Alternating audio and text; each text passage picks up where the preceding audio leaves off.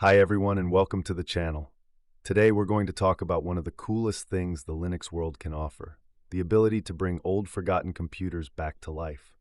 Yes, even those PCs that seem slow, tired, useless, but actually still have a lot to give. With the right Linux distribution, you can turn an ancient machine into something fast, snappy, and surprisingly useful. Why do it? First, it's an economic choice. You don't always need to spend money on a new computer. And second, it's an ecological one. Every PC we save from the landfill helps reduce electronic waste, which is becoming a bigger and bigger issue. But honestly, the real magic is seeing a machine you thought was dead come back to life, working smoothly again. Today, I'm going to guide you through 4 Linux distributions that are absolutely perfect for this mission. Some are incredibly easy to use, while others are built for those who love a good challenge and want to craft their own setup from scratch. Let's get started. The first distribution I recommend is Puppy Linux. Puppy is designed to be tiny. We're talking about a complete operating system that fits into less than 300 megabytes. It can be run directly from a USB stick, an SD card, or even an old CD.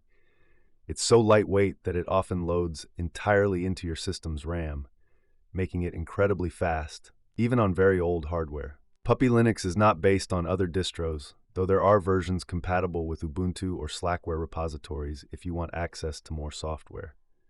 The interface is simple but functional. You get a browser, a text editor, file management tools, everything you need for everyday tasks.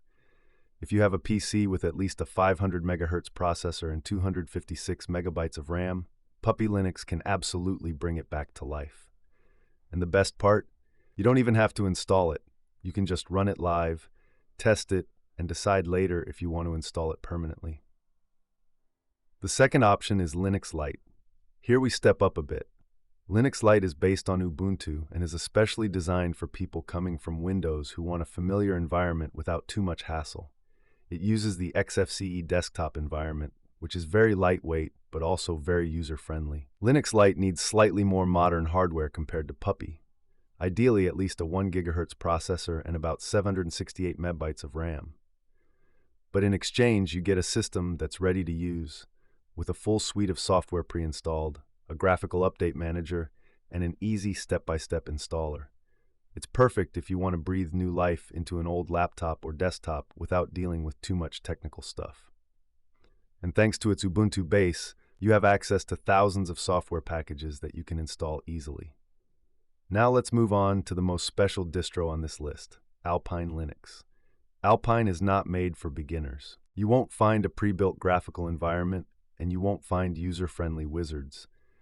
But that's exactly why it's perfect for those who want the ultimate lightweight experience and enjoy building their system from scratch.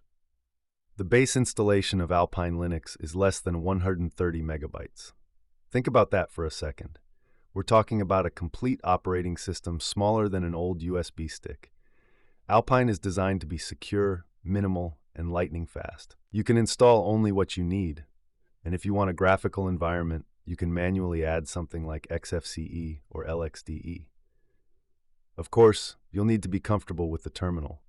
You'll manually configure the system, set up the network, and manage packages using Alpine's APK tool.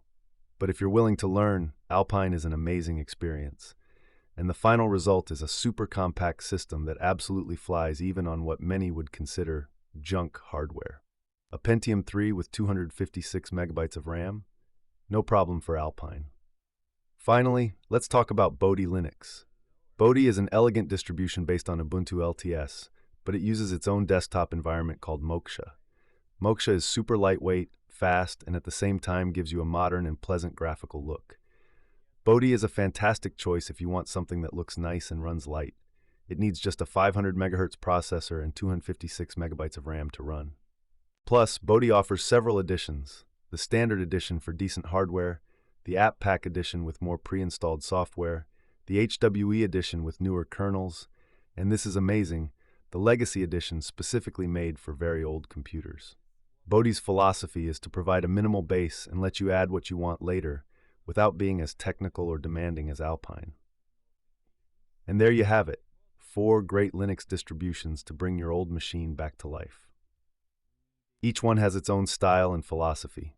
Puppy Linux, for those who want extreme lightness and immediate use. Linux Lite, for those who want something Windows-like and easy. Alpine Linux, for those who love challenges and want to build their perfect system. Bod Linux, for those who want a balance between beauty and speed. Now, if you're wondering how to start, it's very simple. Download the ISO image of the distro you like best from the official website. Use a tool like Rufus or Balena Etcher to create a bootable USB stick. Insert the stick into your old PC, boot from it, and try the system live. If you like it, just install it with a few clicks. And don't be afraid to experiment. Even if something goes wrong, Linux is always a great opportunity to learn and improve. To wrap things up, bringing an old PC back to life with Linux is truly satisfying. Not only do you save money, not only do you help the environment, but you also rediscover the joy of using a fast, clean, efficient machine that you revived yourself. If you have any questions or want to share your experience, drop a comment down below. I always love reading your stories.